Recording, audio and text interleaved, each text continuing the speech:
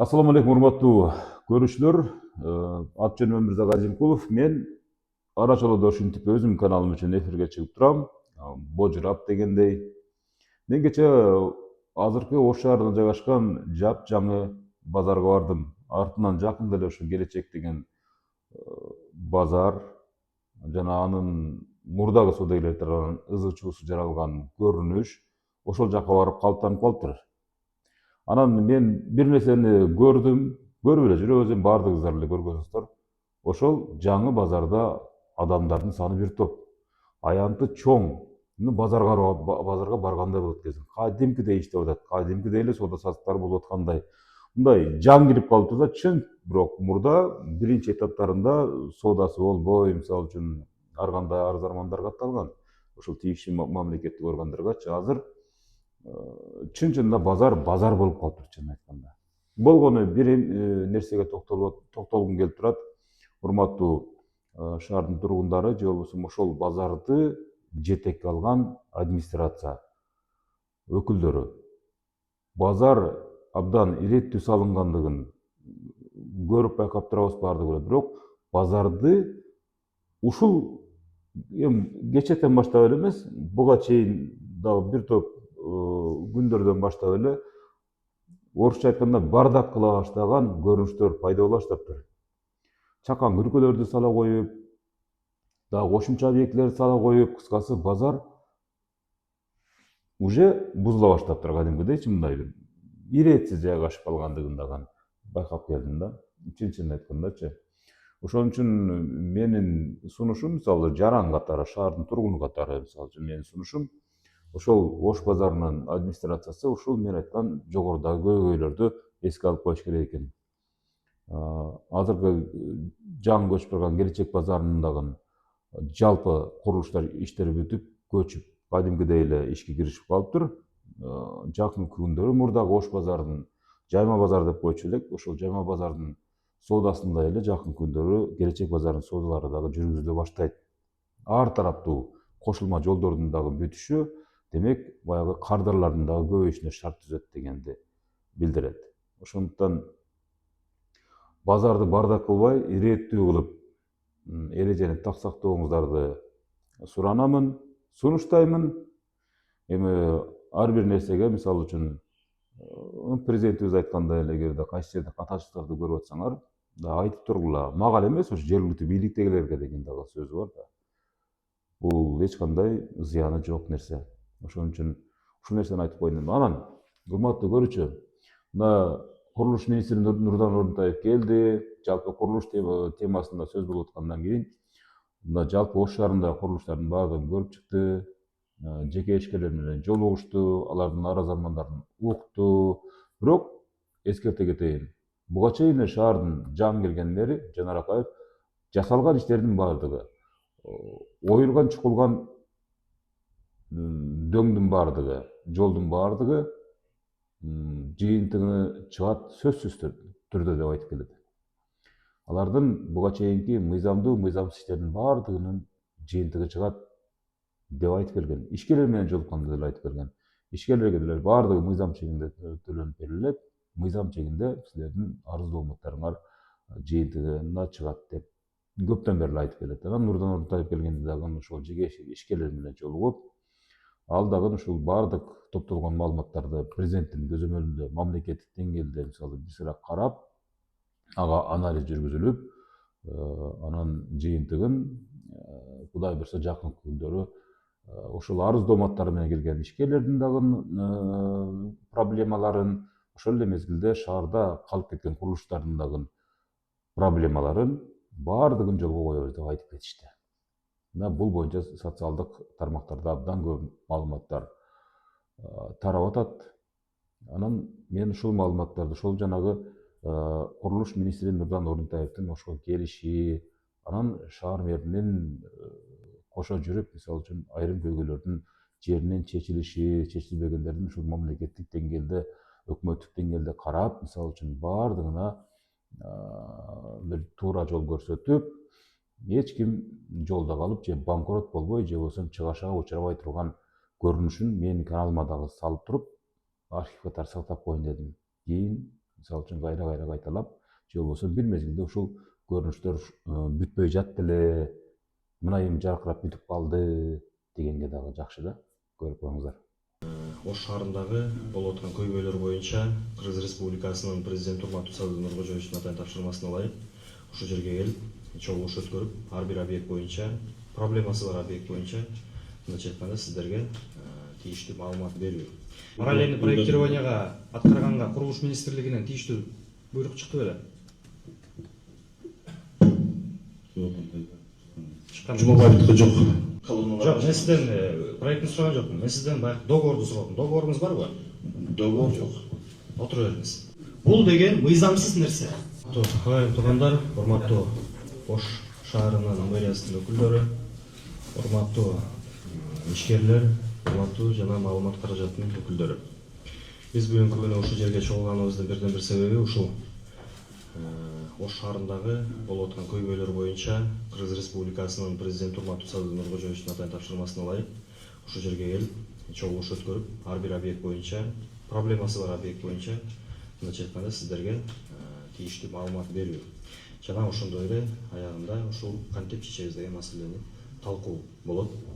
Өзүңүздөргө белгилүү болгондой эле буга чейин Ош шаарында 1 жыл 1 ай Ош шаарынын мэрі болуп Токторбаев Жеңишбек Шермаматович иштеди. Ал учурунда көптөгөн жумуштар аткарылды. Бирок ошого жараша эле кандайдыр бир көйгөйлөр дагы мындайча айтканда чечилбей калып кеткен. Негизинен биз сиздерге маалымат берүүнү ушул жерден кандай болуш керек? Курулуш деген бул өз элинде. Курулуштун механизми кандай? Кантип салынат? Жана ошондой эле кантип ишке аткарылат деген нерсеге биринчи маалымат берсем. Курулуш деген капиталдык салымдар беренесинен жана ошондой эле жергиликтүү бийликтин акча каражатынан салынган кандайдыр бир объектилер ушул шаардын же кандайдыр бир айылдын болобу же бир жердин болобу инфраструктурасын өнүктүрүү боюнча атайын иштер. Курулуш кантип жүргүзүлөт? Мисал катары жалпак тил менен сиздерге түшүндүрүп берейин. Курулуш деген ошол жерге мисал катары жол керек болду. Бир жерге жол керек же мектеп керек болду. Бул кандай аткарылат? Булагы эки жерден болот. Жергиликтүү бийликтин каражатынан жана ошондой эле республикалык каражаттан бөлүнөт. Республикалык каражаттан көбүнчөсүн ушул биздин министрлик аткарат. Министрликке караштуу капиталдык курулуш башкармалыгы бар. Ошол орган аркылуу жумуштар аткарылып келет. Экинчиси бул жергиликтүү бийликтин акча каражатынан бөлүнгөн акча каражаттан аткарылган кандайдыр бир ошол жерге тиешелүү объектилер. Мисал катары бир жерге мектеп керек болду. Ушул жерден айта кетели, мэр болобу же гор кеңеш болобу чечим чыгарат, ошол жерге мектеп салалы. Мектеп салалы дегенден кийин анан тийиштүү тапшырмалар кетет. Тапшырмалар ошол эле жергиликтүү бийликке караштуу капиталдык башкармалык же УКС деп коебуз орусча айтканда, ошол УКСка келип түшөт. Ушул Ош шаарында болуп аткан курулуштарга өтсө. Биздин маалыматыбызга ылайык, Ош шаарында азыркы учурда 25тен ашык курулуш иштери жүргүзүлүп келген. Ушул курулуш иштеринин бүгүнкү күндө жумуштары токтоп калган. Мисал катары айтып кетсек, биринчиси эле ушул Ош шаарынын Осмонов жана Гапарайтиев Көкүмбей көчөлөрүнүн кесилишиндеги жол тыгынды жоюуга тийиштүү развязка деп коет. Мен ушул жерден мынакей сиздерге ушу бир эле мисал катары айтып кетсем, ушул развязканын ПСД документациясы барбы? Ким жооп бере алат ушуга? Бул капиталдык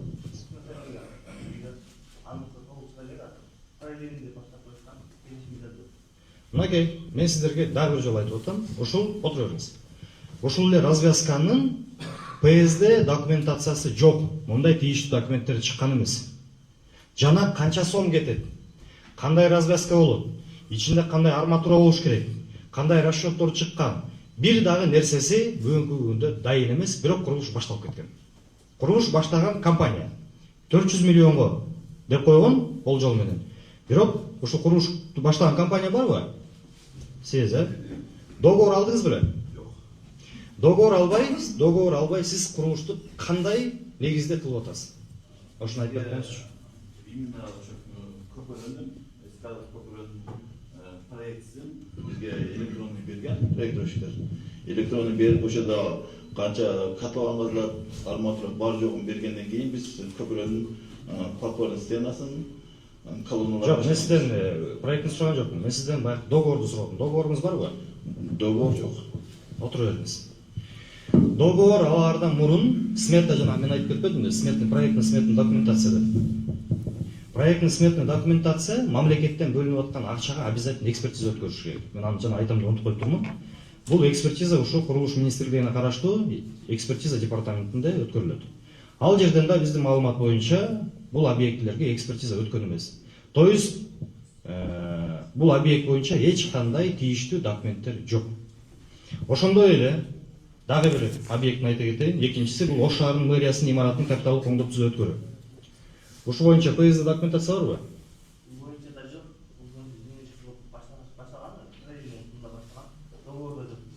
Отура бериңиз. Мына өзүңүздөр уккандай эле бул объект боюнча дагы эч кандай договорлор түзүлгөн эмес. Капиталдык оңдоп түзөөгө өткөрүү үчүн хотя бы эң болбой калды деген дефектный акт түзүлүш керек болчу. Дефектный акт түзүлүп, ошол жерден дагы сметасы жасалыш керек болчу. Сметасы жасалган эмес жана мен айткандай эле экспертизадан өткөн эмес. Ошондой эле кантип кайсы компания салып атканда биз бүгүнкү күндө билбейбиз. Бирок эртең эле ушул эки компания мынакей бизге келет дагы биздин акчабызды бербей атат. Биз ушундай курулуш жасадык элек дегенде Ош шаарынын мэри урматтуу Жанар Кубаныч айтат. Проектный документация барбы дейт биринчи. Экспертизадан өттү эле. Акт приемка болдубу? Болгондон кийин анан мен акчаны бере алам дейт. Себеби бул байкебиз акчаны бере албайт. Буга мыйзам жол бербейт акчаны төлөп бергенге. Мындай объектилерден бүгүнкү күндө 25 объект турат Ош шаарынын ичинде. Үчүнчүсү Памир көчөсү, Алымбек Датка эстелигинин айланасында жашыл зонасынын тосмолоруна гранит басуу дейт. Бул дагы ушундай экен. Төртүнчүсү Достук айланпасына гранит таш басуу. Бешинчиси Грин заводдун айланпасындагы гранит таш басуу. Алтынчысы Ош шаарынын мэриясынын алдындагы бетон тосмолорун кайрадан жасап чыгуу дейт. Жетинчиси автомашина коюу үчүн жер тилкесин оңдоп түзөө, штраф стоянка. 8-нчи жол басар каналынын жээгинде оңдоп түзөө. 9-нчысы долбоорлоо иштеди. Кайсы бек? 10-нчысы Реогаине жаңы имарат куруу. 11-нчisi Достук флагшток орнотуу.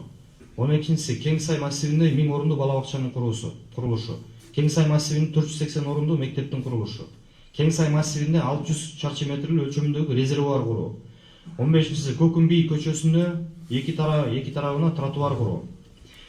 16-нчы Масалиев проспектисинде тирөөч дубалдарды куруу. 17-нчisi Алымбек Датка көчөсүндөгү Тышкы иштер министрлигинин тушунда тирөөч дубалдарды жана тротуар куруу. 18-нчи Абдыкадыров көпүрөсүнө эки тарабындагы эс алуу жайын оңдоп түзөө. 19-нчу Энисай жаңы конушуна сквер куруу. 20-нчы Алымбек Датка көчөсү боюнча аймакты тосмо менен тосуу. Нур кинотеатрынын алдында жана жөө жүргүнчүлөр үчүн Изюм кафесинин алдында жыгач тактайлардан тротуар куруу. 21 Касымбеков көчөсүнүн номер 30 дарегиндеги жол кыймылынын коопсуздугун камсыздоо бөлүмүнүн аймагына тосмо менен тосуу. 22 Ломоносов мектебине короосуна 13 орундуу ажаткана, волейбол, футбол, баскетбол чуркоо аянтчаларын куруу. 23 Ош шаарынын Исанов көчөсүндөгү Алыкулов паркын тартып, Вахапова көчөсүндө чейинки аралыкка эс алуу жайын.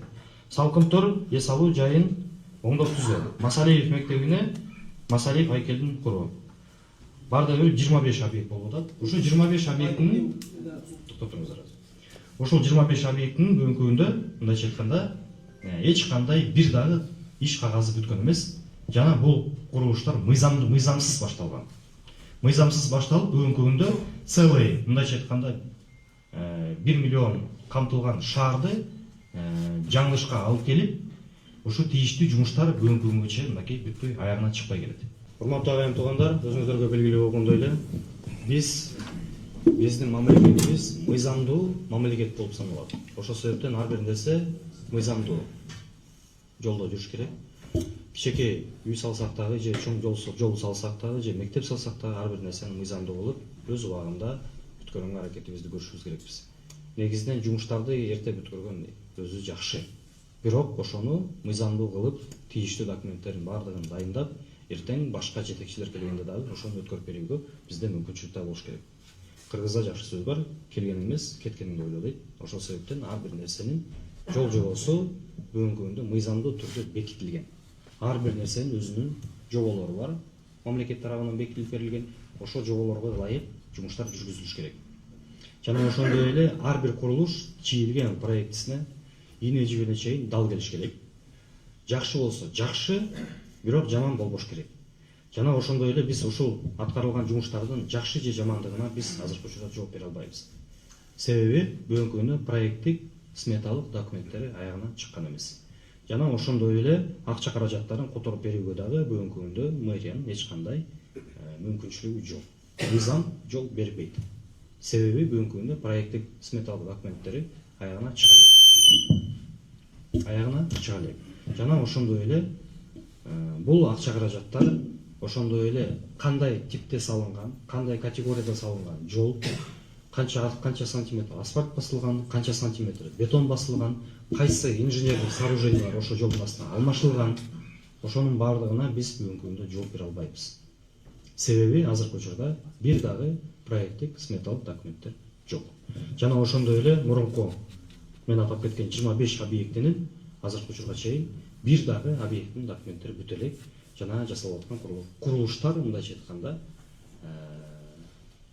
кандай нерсе менен жасалып, мыйзамдуу же мыйзамсызбы, акча каражаттары толук бөлүнүп атабы, бөлүнгөн жокпу, биз ага дагы жооп бере албайбыз.